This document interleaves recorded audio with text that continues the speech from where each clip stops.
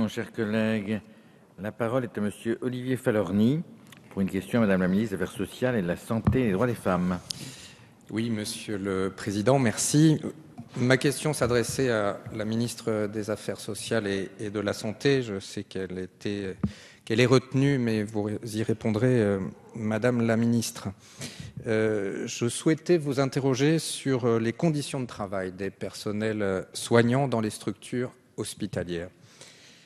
Ces dernières n'ont cessé de voir leurs conditions de travail se dégrader au fil du temps en raison de la réduction des effectifs, mais également liée aux réorganisations de travail. Les hôpitaux ont déjà consenti beaucoup d'efforts ces dernières années. À l'hôpital de La Rochelle, par exemple, qui est dans ma circonscription, les agents sont au bord de l'asphyxie et les urgences sont dans le rouge. J'ai recueilli le témoignage d'infirmières d'expérience qui ont le sentiment de laisser leur diplôme à l'entrée du service et de le récupérer en le quittant.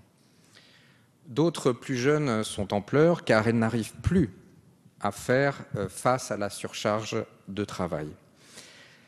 C'est donc dans ce contexte d'implosion sociale que l'on a appris la rédaction d'un plan opérationnel sur 3 ans distribué aux directeurs des ARS qui prévoit une diminution des dépenses de l'ordre de 10 milliards pour la santé, dont 3 milliards d'euros de restrictions pour les hôpitaux. Pour ce faire, il est prévu dans ce rapport que l'ONDAM sera de 2,1% en 2015, 2% en 2016 et 1,9% en 2017.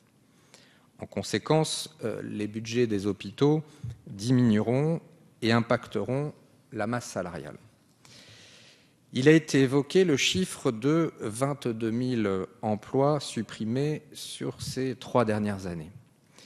Seul le paramètre des économies semble avoir été pris en considération dans ce plan. Une nouvelle saignée conduirait à baisser la qualité des soins.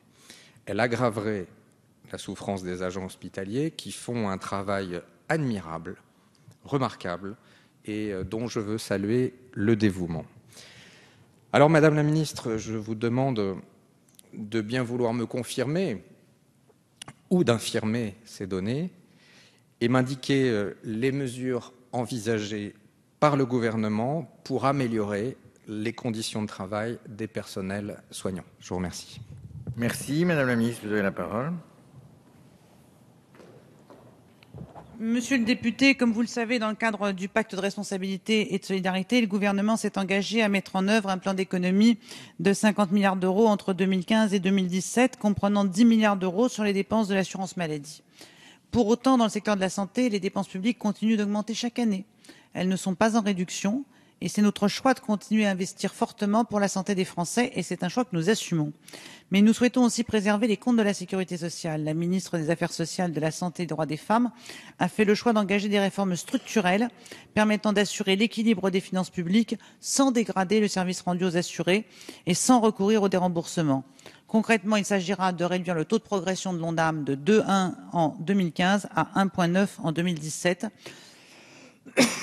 Mais en aucun cas de baisser le niveau de l'ONDAM. Le plan d'économie présenté en avril 2014 fixe ainsi des objectifs ambitieux de transformation du système de santé pour répondre à ces enjeux et s'articule autour de 4 axes.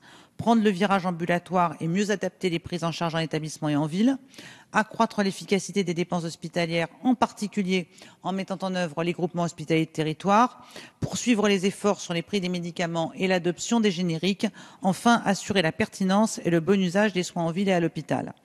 S'agissant de l'hôpital, il n'y a pas d'objectif de réduction des effectifs.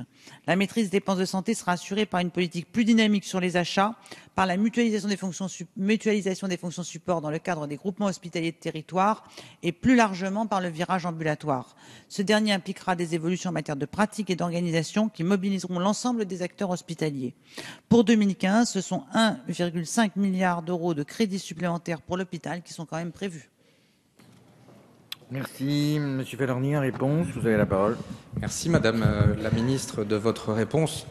Vous l'avez bien compris, ma question était avant tout un signal d'alerte, une préoccupation, tant sur la qualité des soins prodigués à nos compatriotes que sur la santé même des personnels soignants.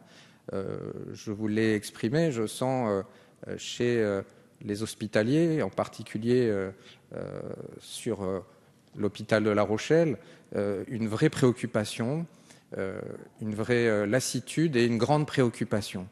Donc je voulais lancer ce signal d'alerte. Au moment de l'épidémie de grippe, les urgences se sont retrouvées face à une situation extrêmement compliquée.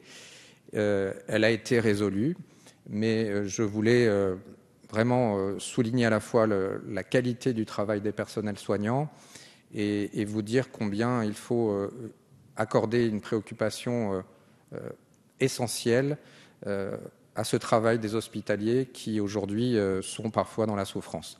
Donc je vous remercie de votre réponse et évidemment je reviendrai tant que besoin sur ce